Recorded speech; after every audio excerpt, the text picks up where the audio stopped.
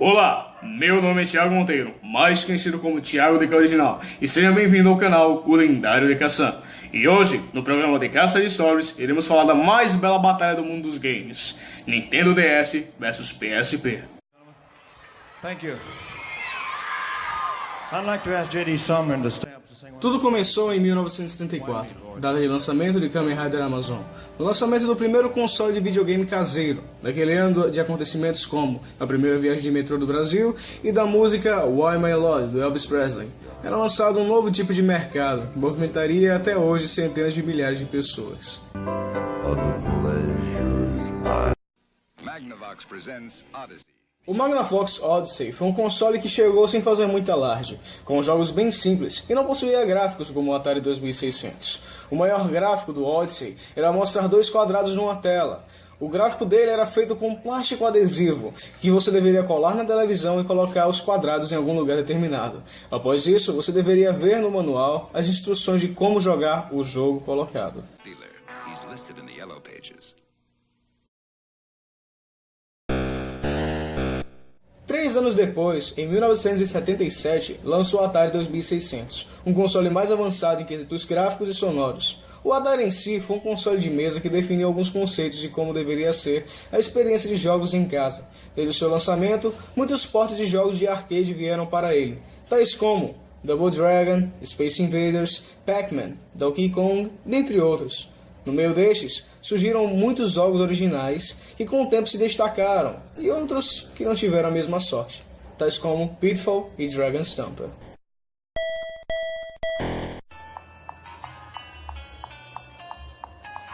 No ano de 1983, lançou o Nintendo Entertainment System, ou NES, o console que revolucionou a indústria dos games, com uma vasta biblioteca de jogos de gêneros variados, de RPG à plataforma, de estratégia a jogos beat'em up, e até hoje muitos consideram o NES como um dos melhores consoles de todos os tempos.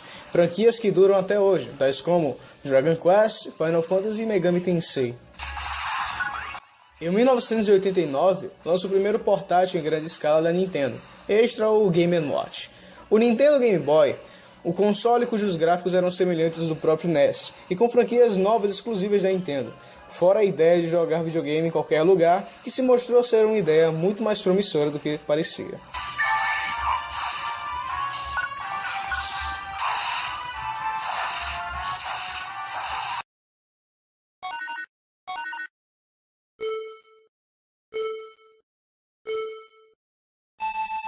Com o passar do tempo, a concorrência começou a aparecer. Na segunda geração nós tínhamos a Atari e a Intellivision, na terceira geração nós tínhamos a icônica batalha da Nintendo e a Sega, e assim se segue até hoje, com PlayStation vs Xbox versus Nintendo. Mas vamos nos focar somente nos portáteis. Na época do Game Boy, surgiram novos rivais naquele campo novo que eram os videogames portáteis. O Sega Game Gear seria um dos principais rivais do Game Boy. O console trazia consigo os exclusivos da Sega e ter uma tela colorida. Depois disso, surgiu o Atari Lynx, que seguia a mesma ideia do Game Gear.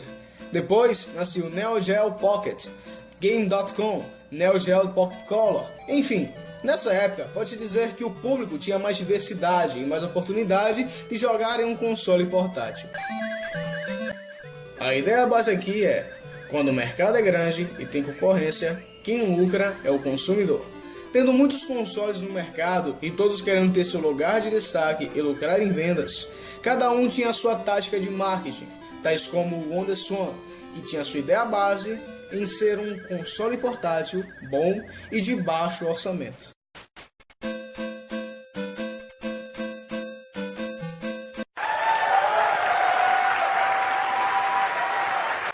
No dia 21 de novembro de 2004, era lançado o Nintendo DS, que nos mostrava uma nova forma de jogar videogame.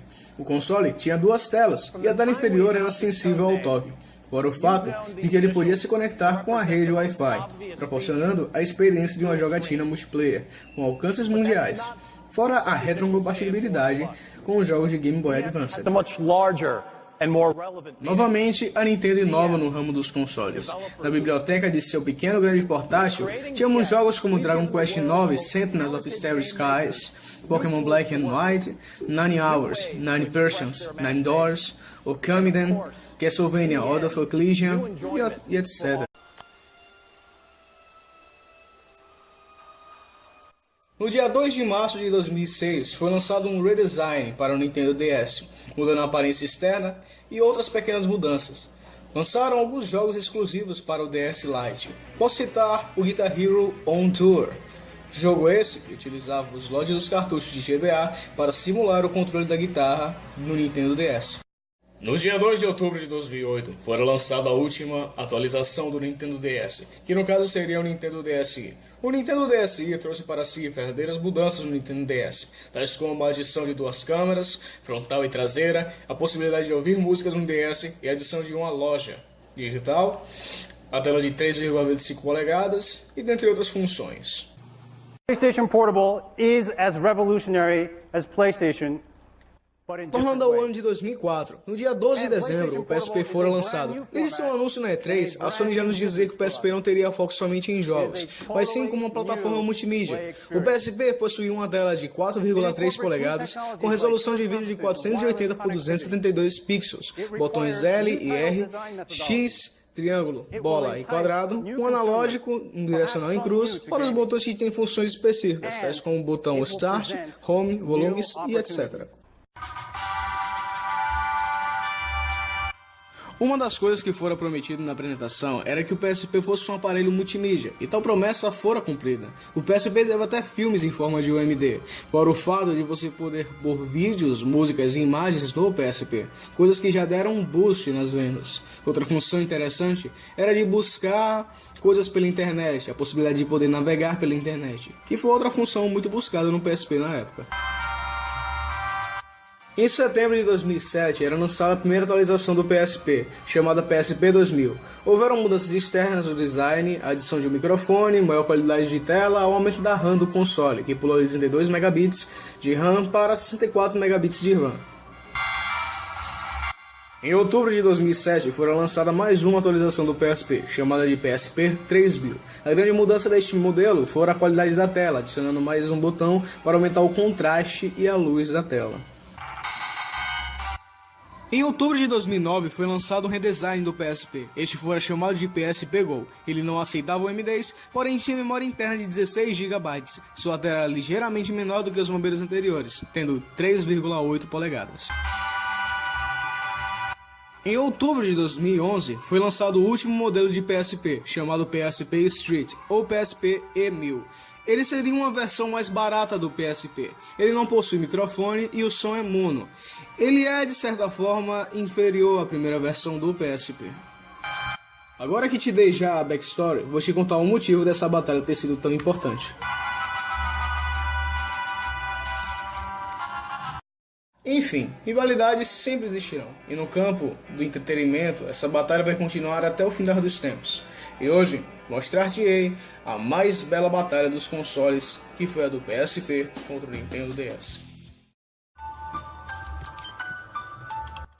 Entenda, quando duas empresas queriam liderar no mesmo mercado, elas usariam as táticas necessárias para alcançar os seus objetivos. Então, de um lado, nós tínhamos um portátil com potência e gráficos de excelência, como o PSP, que focava sempre no público adolescente e em suas experiências compartilhadas, de forma tal que uma grande gama de jogos de PSP tem ênfase no multiplayer local de até 4 pessoas. Daí nós temos jogos como Phantasy Star Portable Second, Monster Hunter Freedom Unite, White Knight Chronicles e até mesmo o Netiambara Special. Já o Nintendo DS vinha com seus exclusivos de peso, como Pokémon, Dragon Quest, Mario, etc. Porém, da mesma forma que o PSP, uma grande maioria dos jogos do Nintendo DS tinham ênfase no multiplayer, tais como Phantasy Star Zero, Blood of Bahamut, Mario Kart DS, entre outros. No quesito de RPGs, ambos os lados tinham jogos de peso. No lado do PSP tinha jogos como Seventh Dragon 2020, Soul Trigger, Final Fantasy Type Zero. Já no lado da Nintendo tinham jogos como Dragon Quest IX, Sentinels of Starry Skies, Pokémon Black and White, Final Fantasy IV, dentre outros.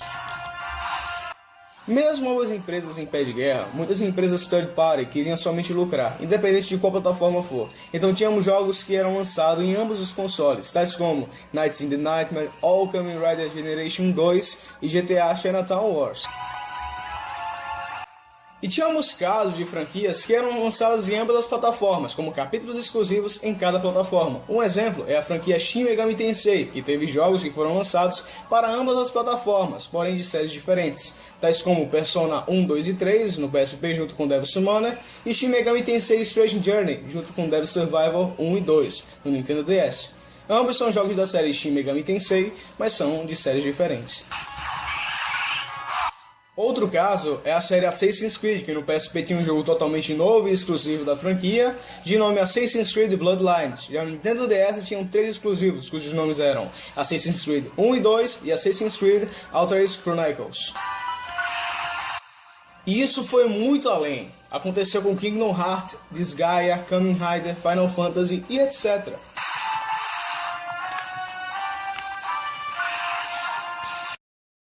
No mais, essa tal rivalidade até tentou alcançar a próxima geração de portáteis, com o Nintendo 3DS e o PS Vita. Porém, esse é assunto para outro momento. E no fim, quem verdadeiramente ganhou foi o jogador. Até hoje, com as homebrews e o desbloqueio de ambos consoles, deixam o coração de ambos consoles batendo. E nós, jogadores, só temos que agradecer a Sony e a Nintendo por essa bela batalha que ela nos proporcionou participar. Obrigado.